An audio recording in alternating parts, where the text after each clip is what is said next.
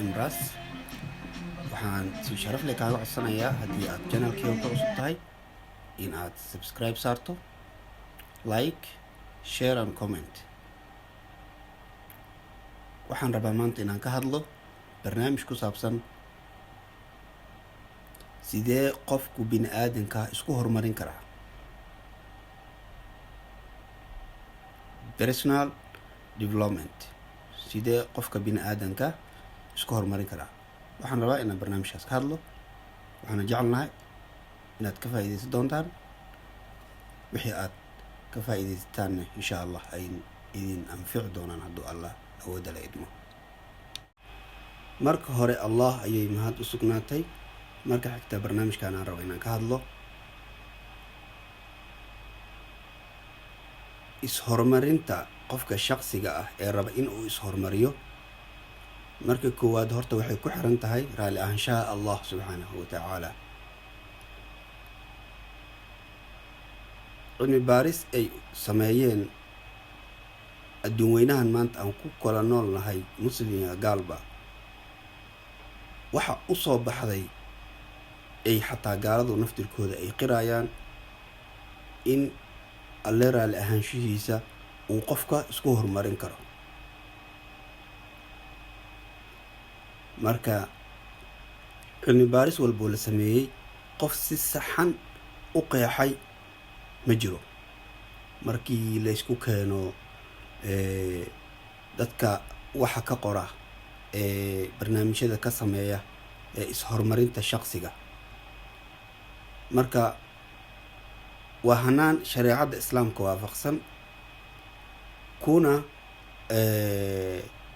qofkuna uu ku horumarinayo in uu raadiyo xirfad, cilmi, dhaqaale, hab dhaqan toosan. haddii hab dhaqankaagu uu qaldan yahay soo wax kuu suuragalaya haba yaraatee ma jiraan.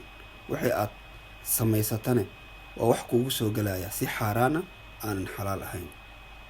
marka waxaa loo baahan yahay in qofka uu horumarintiisa uu waafaqsiiyo si waafaqsan shareecadeena suuban. marka aada raadinayso xirfad ama cilmi ama dhaqaale iyo xiriir bulsho, taas oo gaarsiinaysa in uu dareemo raali ahaansho, personal satisfaction, waxaa waaye raalli ahaansho iyo nabad gudaha ah, kuna kaalmeynaysa inuu diiradda saaro sida uu u gaari lahaa hadafyadiisa nololeed iyo sida uu ugu guuleysan lahaa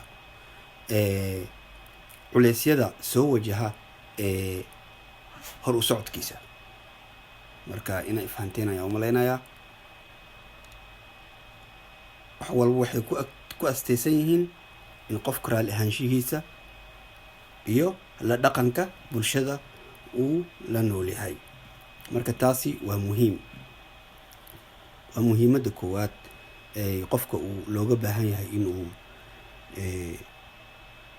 inuu sameeyo. midda labaad, haddii aan qeexo hadafka ama yoolka qofka uu leeyahay. hadafka ama yoolka qofka uu leeyahay waa waxa ugu muhiimsan. qofka yoolkiisu muxuu yahay? muxuu rabaa inuu tiigsado? yoolka guud ahaan ee qofka muslimka ahi waa nolosha uu leeyahay ayaa waxay tahay inuu gaaro raalli ahaansho alle, galana jannadiisa. sidaa darteed waa in uu u dhaqmaa qofku hab gaarsiin kara yoolka, uu u camal falaa si uu u gaaro hadafkaasi. intaa waxaa dheer, dhammaan ahdaafta kale waxa ay kaalmeynayaan hadafkaasi nololeed ee guud. tusaale ahaan, ahdaafta kale ee qofka waxaa ka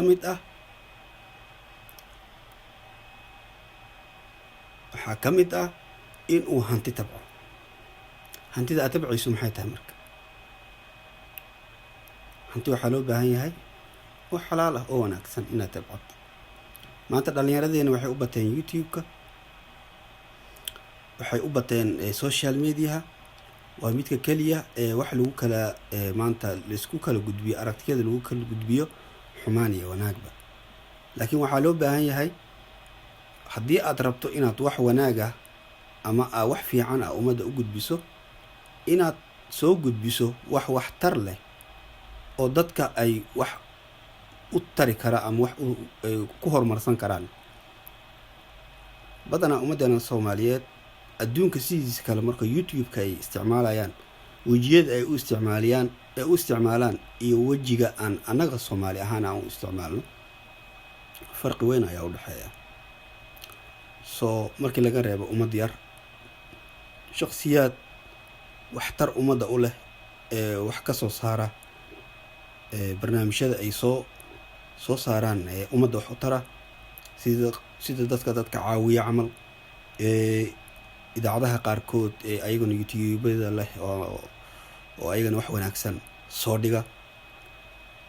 laakiin dhalinyaradii badankooda waxay u weecdeen dhanka xun. taasni waa wax aad shareecada ugu fog. hantida aad ka soo saaratana kuma noqonayso hanti wax xalaal ah. marka taas walaalahayga dhalinyarada Soomaaliyeed waan uga digayaa in ay ka waantoogaan. isku soo wada duub is-horumarintu waa in ay tahay mid ku salaysan ama waafaqsan diinta Islaamka. qofka looguma baahna in uu ka raadiyo is-horumarinta waxyaabo aan waafaqsanayn shareecada Islaamka. marka haddii aan dhaho maanta barnaamijka waan dheereynayo wax badan ayaan ka hadlaya waa laygu daalayaa.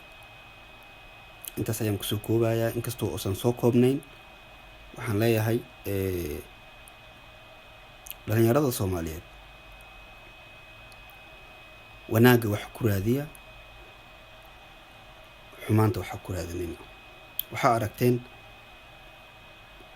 prank la sameynayo oo ka fog dhaqanka, laakiin dadka qaar views ay ku raadiyaan. views waxa ku raadisa waxba kuguma soo kordhayaan,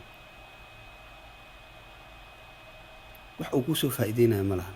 prank xun la sameeyo iyo waxyaalaha kale maxaa la dhahaa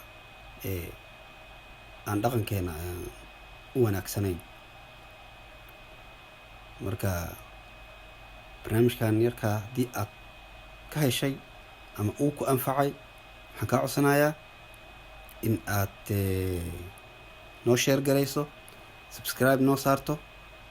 waxaan rajaynaynaa barnaamijyo kale oo wanaagsan oo ummadda waxtar u leh in aan idin soo gudbino. marka waxaan idin leeyahay Soomaali weyn nabad Allah idin yeelo. barnaamijkeenana subscribe hanaga ilaawina, hanaga xasdina, dhac noogu siiya. ma fahanteen? marka yaa loo gembin macnaha subscribe-tana loo saaro insha Allah. waxaan idin leeyahay wassalaamu calaykum waraxmatullaahi wabarakaatuh. aad u mahadsantiin.